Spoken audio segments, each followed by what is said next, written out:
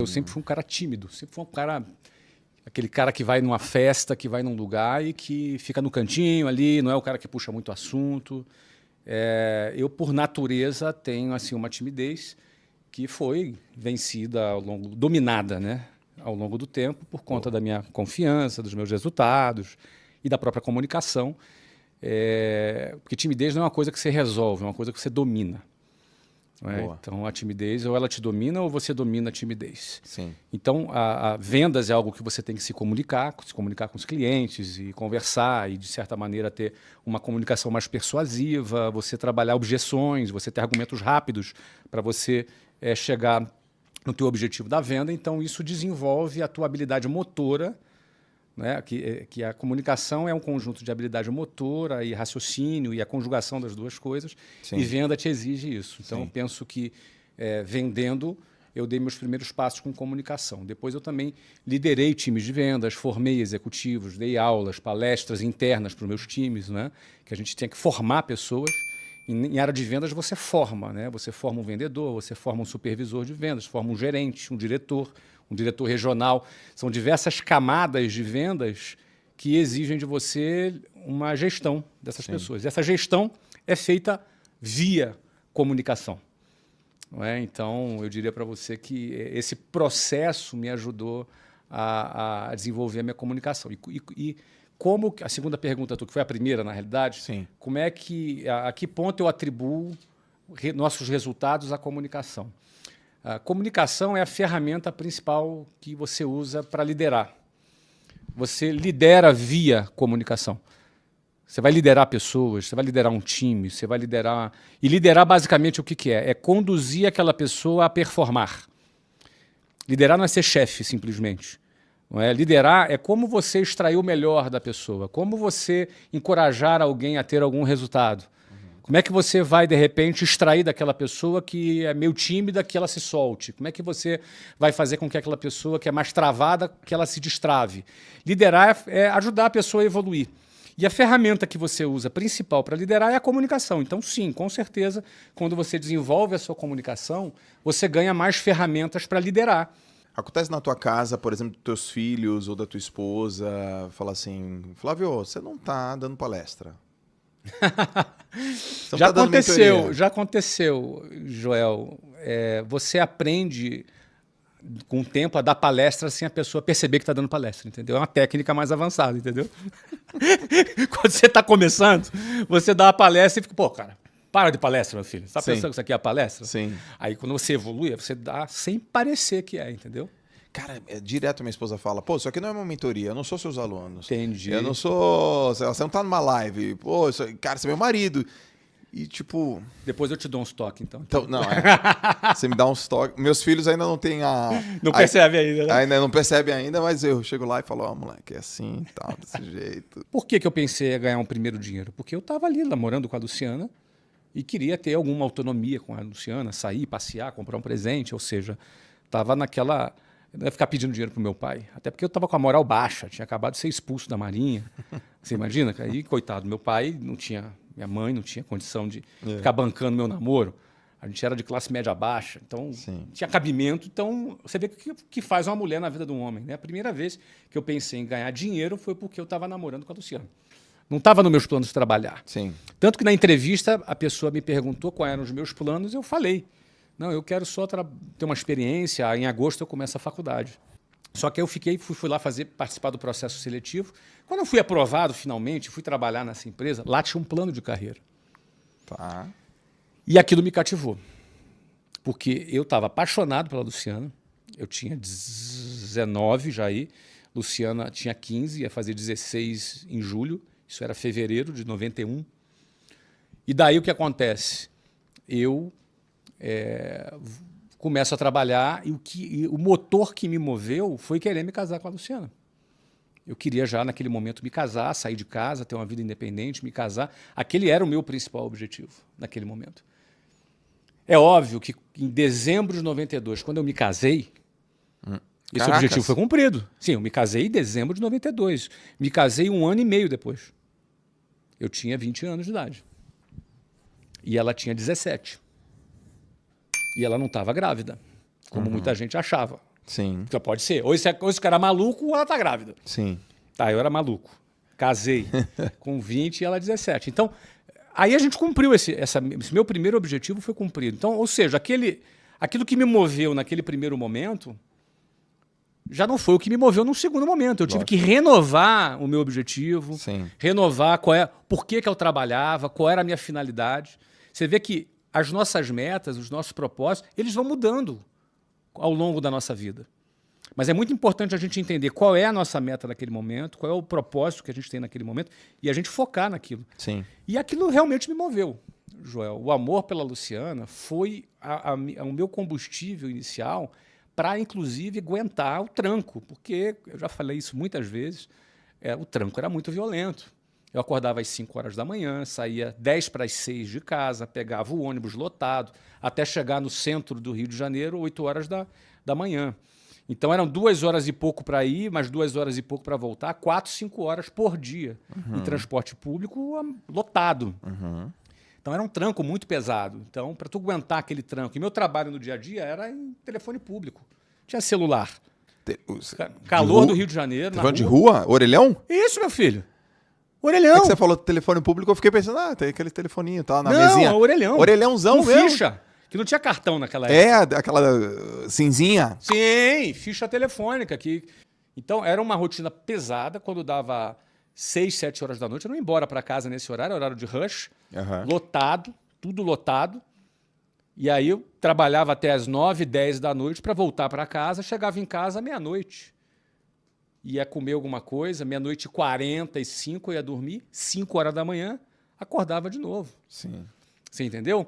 Ou seja, eu não acordava às 5 horas da manhã para assistir a live do Thiago Nigro. Não, meu amigo, era para pegar o ônibus lotado.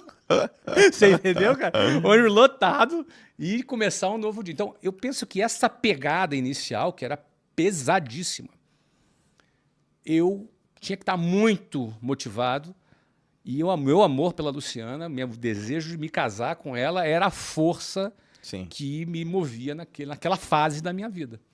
Eu me casei, já foi bastante confortável. A gente morava logo na entrada da favela Cavalo de Aço. Não é? Na primeira noite nossa, teve um tiroteio, acho que levou 1h30 de tiroteio. A gente ficou deitado no chão, olhando para o teto, olhando para a cara um do outro, dando risada. Né, cara? Eu identifiquei fuzil, metralhadora, revólver, granada. Cara, devia ter até bazuca, meu amigo. Foi 1h30 de tiro. Eu lembro que realmente a primeira vez que eu senti assim, uma coisa, um avanço. Que tem um capítulo aí no meio que precisa ser considerado. É que 6 meses depois que a gente se casou, a gente foi transferido para a Venezuela. A empresa que eu trabalhava abriu uma filial na Venezuela em 1993. Era um país espetacular. A primeira vez que eu tive um celular foi na Venezuela. Ou seja, era um país muito mais avançado, rico, super qualidade de vida sensacional. Antes de ter sido destruído, óbvio. E a gente morou lá o ano de 93. Lá eu tive um conforto muito mais, porque como transferido, fiquei num apartamento bacana pela empresa, perto da empresa que a gente trabalhava. Então foi uma condição assim, em 93 teve essa condição. Mas em 94, quando eu voltei para o Brasil, eu voltei lá para o bairro, lá que a gente morava, fiquei lá alguns meses. Foi quando a gente alugou um apartamento em Botafogo. Ali a gente sentiu, ali pela nossa própria realidade, em 94. Mas era um apartamento de uns 38, 40 metros quadrados, né? Muito provavelmente menor do que o seu quarto, o apartamento inteiro. Não é? E ali foi maravilhoso para a gente. Maravilhoso, a gente aproveitou, era perto. A gente pegava o metrô, que em 5 minutos estava no centro do Rio. Foi uma qualidade de vida ali extraordinária. A gente foi muito feliz nesse apartamento em Botafogo. Era do primeiro andar, fazia um pouco de barulho, que os carros passavam ali em Botafogo. Quais são os critérios que você observa numa pessoa para fazer parte do teu time? Depende da área. Tá. Depende da fala uma área. Então a gente pode pegar uma área de, sei lá, abrir mata, né? Desbravar. Uma área de cuidado. Perfeito. E uma área de analítica. Perfeito. Então vamos dizer aqui, a área de vendas. Tá. Que desbrava a parte mais operacional de gestão de pessoas e a parte financeira. Perfeito. Não é? Bom, vamos começar com o time de vendas. não é? O que eu busco em pessoas que trabalham com vendas e que vai fazer parte do nosso time são pessoas que têm ambição. Nessa área, eu não estou preocupado com a experiência dele, não estou preocupado com o currículo dele. Eu não estou preocupado com nada desse cara aí. Para mim, se ele tem um diploma bacana em Harvard ou se ele só tem um ensino médio completo, para mim não faz nenhuma diferença para esse cara de vendas. Tá bom. Tá? Por quê? Porque esse cara, os motivos deles é o principal. Para mim são o principal para a minha escolha. Porque ele pode ter uma formação muito boa e não tem ambição. Esse cara não vai performar, esse cara não vai vender, esse cara não vai atingir os números e as metas que a gente tem estabelecida. O que seria, por exemplo, música para os teus ouvidos que esse cara te fala? Assim? Esse cara que fala. Numa entrevista de trabalho, sim. Duas coisas. Que ele quer muito crescer. Tá bom. Está disposto a trabalhar bastante para isso e que ele está muito disposto a aprender. Esse cara tem que ser um cara humilde. O que é humilde? É um cara que é aluno. Ele quer aprender. Tá. Ele quer muito aprender. Ele tem muita vontade de crescer, disposição para trabalhar e disposição para aprender. Porque esse cara vai ser treinado, a formação quem vai dar somos nós. Nós não temos... eu fiz curso tal lugar. Tudo bem, beleza. Mas aqui é a formação que é a gente que vai dar. Sim. Porque a nossa escola de vendas eu tenho mais de 30 anos nessa escola de vendas, é uma escola, a gente enxerga a nossa empresa como uma escola de vendas, tanto é que nós temos uma sede aqui na Vila Nova Conceição, lá na Vila Nova Conceição, em São Paulo, que o nome dessa sede é a Universidade da Matrícula. É uma universidade, então a gente leva a sério essa formação na área de vendas, a gente leva muito a sério. Então, ele ter ambição e vontade de aprender é o requisito principal. Música para os ouvidos é isso. Tá? Tô aqui para aprender, Flávio. E não adianta o cara falar isso porque ele ouviu agora eu falando e vai lá repetir, porque a gente também consegue distinguir. Você vê. A gente consegue distinguir o que é e o que não é. E aí também, se o cara for muito bom ator para dizer isso, na hora do vamos ver, a gente vai perceber. Porque na hora que começa a venda, você vai perceber. Ele até quer, mas qual é a resiliência que ele tem? Porque vendas é tomar não, vendas às vezes ter um cliente mal educado que desliga na sua cara o telefone. Sim. Vendas é uma coisa que exige muito emocionalmente da pessoa. Então o comportamento dessa pessoa, aí no dia a dia, o comportamento dela, como ela se mantém firme nesse mesmo objetivo, porque o cara às vezes começa cheio de gás, no terceiro dia o cara está todo mocorongo. Sim. Porque o cara não conseguiu um determinado resultado, o que é natural quando você está aprendendo. Não é? Então, em vendas é muito isso, cara. Inteligência emocional, emoção, diariamente é fundamental para um time de vendas performar. Sim. O líder de vendas tem que ser um cara que viveu vendas, não pode ser palestrinha, igual a gente estava falando aqui. Bom, e aí o que acontece? Esse é o perfil de vendas, o cara de vendas. A pessoa de operações, eu vou querer uma pessoa que seja muito organizada e uma pessoa com muita habilidade para gerir gente, gerir pessoas. Tá bom. A pessoa de operações. Geralmente, esse cara de operações eu não trago do mercado. São pessoas que são formadas desde baixo, desde o processo, entendeu? Eu não trago, geralmente, eu não me lembro aqui, talvez no meu time todo, não tenha ninguém de operações que eu tenha contratado no mercado.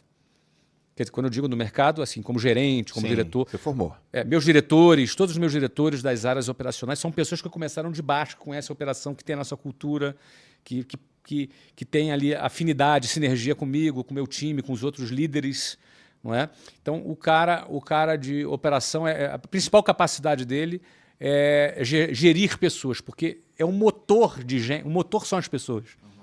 Já no financeiro, a gente trabalha muito com o mercado, porque é uma área mais commodity, uma área mais comum, é uma área que se replica no mercado.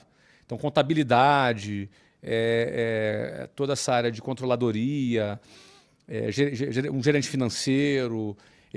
A gente até tem uma formação de base, mas a gente pega muita gente técnica, um CFO, um diretor financeiro, é uma parte mais técnica.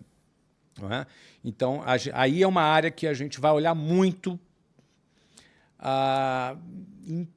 em último plano, olha assim currículo, olha experiência, mas principalmente o que esse cara realizou, do que ele participou, se ele participou de um M&A, se ele participou de um IPO, se ele participou de aquisições, fusões, enfim. Legal. Não é? Qual é a experiência que ele teve, que aí ele pode agregar ali no nosso time. Né? Área de tecnologia, mesma coisa. Tecnologia, por exemplo, a gente olha o que o cara realizou. Porque às vezes o cara tem um diploma, mas não realizou. Às vezes o cara não tem um diploma, mas realizou muito. Porque tecnologia, hoje em dia, as linguagens, elas mudam tanto, é tudo tão dinâmico na área de tecnologia, que o que o cara está realizando e já realizou, naquilo que ele está trabalhando naquele momento, conta mais.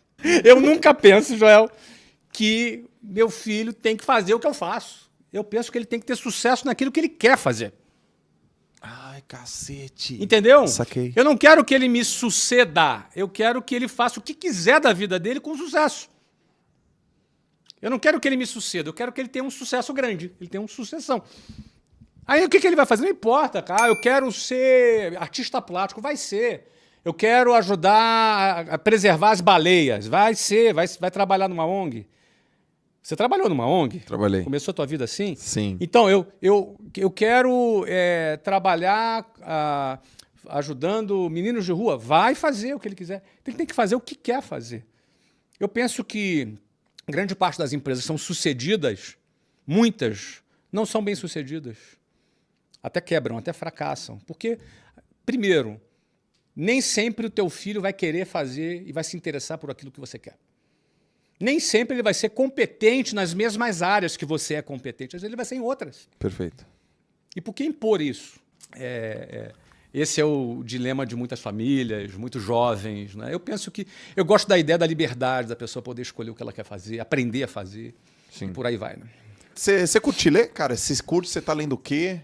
Cara, não tô lendo nada nesse momento. Eu gosto de ler, sim. Mas leio muito menos do que gostaria. Não é? Mas eu leio mais de forma esporádica, porque eu sou muito mais faço muito mais pesquisa sobre aquilo que eu estou vendo no momento, Entendi. que eu gosto de fazer no momento.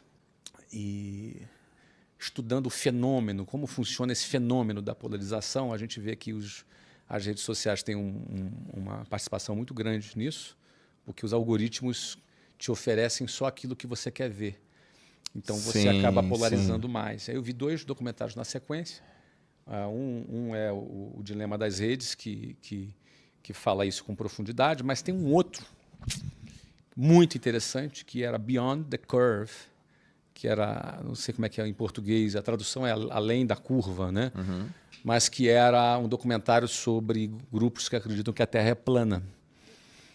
E um documentário muito interessante porque ele mostra os bastidores de como é o processo de você acreditar em alguma coisa na internet, por mais idiota que ela seja. Uhum. Não é? Não que eu esteja dizendo que Terra plana é alguma coisa idiota, mas não que eu não esteja dizendo também. Certo. Não é? Mas, de qualquer forma... Eu acho que eu já vi esse documentário. Netflix? Não me lembro se foi Netflix. Talvez sim. É Beyond the Curve. Sensacional como é o processo, a experiência que foi feita no final, como ele termina. Mas como é esse processo? Esse processo me interessa muito, porque me interesso muito por como as massas elas se comportam, né? Como é esse processo de movimento de massa e como ele acontece, que é um fenômeno muito interessante. Então então vou te indicar um de fenômeno de massas. Qual? Caraca, velho, dos tiranos. Pega aí o nome. Como ser um tirano, como liderar como um tirano. Netflix. Bom, vou ver. Esse é só de movimento. Como se tornar um tirano. Bacana. É sobre como que os movimentos de massa eles ocorrem, só que na tirania, assim. Eu acho que isso tem muito a ensinar quem trabalha com marketing, com vendas. Porque o que acontece? É como o processo de decisão ocorre, como o processo de compreensão de uma ideia, por mais absurda que seja, ela ocorre, não é? Porque a gente vive esse mundo e, na minha opinião, não tem volta. Esse é o mundo que a gente vive, talvez até fique um pouco mais agravado, porque as pessoas estão tão carentes de acreditar em alguma coisa que estão dispostas a acreditar em qualquer coisa. Então, isso é um alerta para nós, para todos nós, aqui para mim, para você que está ouvindo, para todos nós, porque às vezes a gente acha que não está envolvido num processo de massa, mas às vezes está. Uhum. Então é muito interessante, eu gosto muito. Se você tivesse a oportunidade de mandar uma mensagem E essa mensagem vai ser traduzida para todo mundo no do planeta Terra inteiro. 7 bilhões de pessoas. Vai chegar. Outdoor, celular, na televisão, ali no LED que passa no campo de futebol do maior estádio do país, não sei do quê. E lá embaixo vai estar escrito assim, cara, eu, Flávio Augusto, estou mandando isso aqui para você, cara. Que mensagem seria essa? Estabilidade não existe. Estabilidade não existe. Quando você entende que estabilidade não existe, você vai aproveitar cada segundo da vida que você está vivendo. Quando você entende que estabilidade não existe, você entende sobre a finitude da vida. Você vai morrer. Ninguém escapa vivo daqui. Quando você entende isso, você vai estar muito mais próximo de entender a sua insignificância. Ok. E da sua necessidade de se conectar com algo mais que tenha mais significado. Você se afasta mais da futilidade, você se afasta mais da covardia, porque quem busca estabilidade, achando que ela existe, e ela não existe, pode estar perdendo uma oportunidade de conquistar mais da vida, de ser alguém melhor, simplesmente pelo medo do risco. Quando é um medo do risco inútil, porque se eu vou morrer, eu vou ter medo de quê, cara? Se eu vou morrer, qual é o meu medo? Do que eu vou ter medo? Por que as pessoas têm tanto medo? As pessoas estão tão travadas para tomarem decisões porque têm medo, porque não entendeu que estabilidade não existe. Estabilidade não existe é um conceito libertador. Uhum. Ele não é uma frase ameaçadora, é uma frase libertadora. Porque quando eu entendo que estabilidade não existe, o que eu vou temer? Percebe? Sim. Então eu acho que por trás dessa compreensão a gente se reconcilia com a nossa humanidade, com a nossa finitude e se conecta com algo maior que tenha muito mais significado e a gente tem chance de viver a nossa vida, os nossos últimos dias, porque nós estamos vivendo os nossos últimos dias. É contagem regressiva. A gente vai viver esses últimos dias sem medo, com liberdade, sem medo, sem covardia, solto, sem estar travado.